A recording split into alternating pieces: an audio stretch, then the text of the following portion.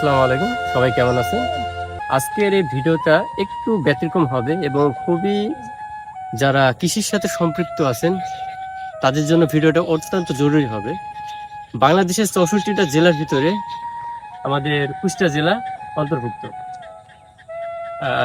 কুষ্টিয়া, দৌলতপুর, হাসমতশাপুর, আমাদের হাসমতশাপুর থেকে বাগন যেতে একটা মাঠ আছে, সেই মাঠের যে একটা স্থান আছে, সেই স্থানে পুল আছে, দুইটা কুল আছে, কিন্তু কুল দুটো হচ্ছে অকেজ, কুলের কোনো কাজ নাই।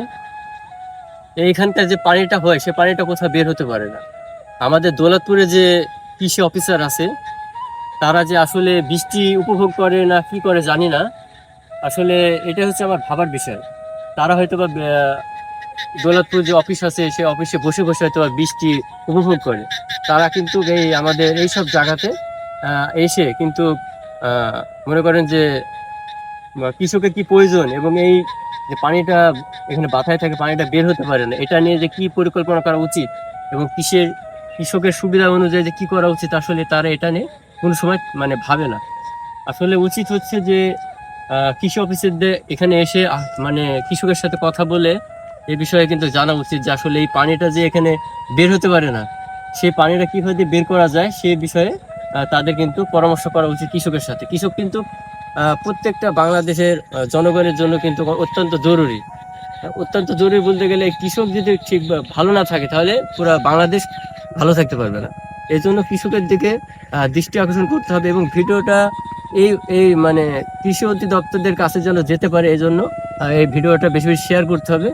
তারা যেন ভিডিওটা দেখে যেন আমাদের কুষ্টিয়া জেলা দৌলতপুর থানাতে এসে খাস মতো করে এসে যেন এটাকে পর্যবেক্ষণ করে এবং পরিদর্শন করে যে আমাদের এই সামান্য একটা বৃষ্টি, কিছুদিন আগে বৃষ্টি ছিল না, খরা বৃষ্টি, সেখানে মানুষ পানির যে গাছ মারা গেল, এখন হঠাৎ একটা বৃষ্টির চাপের কারণে দেখা যাচ্ছে সেখানে আপনার পানি বাথাই গেছে, যেখানে মরিচের গাছ, সিমের গাছ, আরো অনেক কিছু ক্ষেত আছে, সেগুলো মারা যাবে। আর মারা গেলে কি হবে, মরিচের সংকট দেখা যায় বাংলাদেশে, আর তখন কিন্তু মরিচ 1000-2000 টাকা কেজি খাওয়া লাগবে।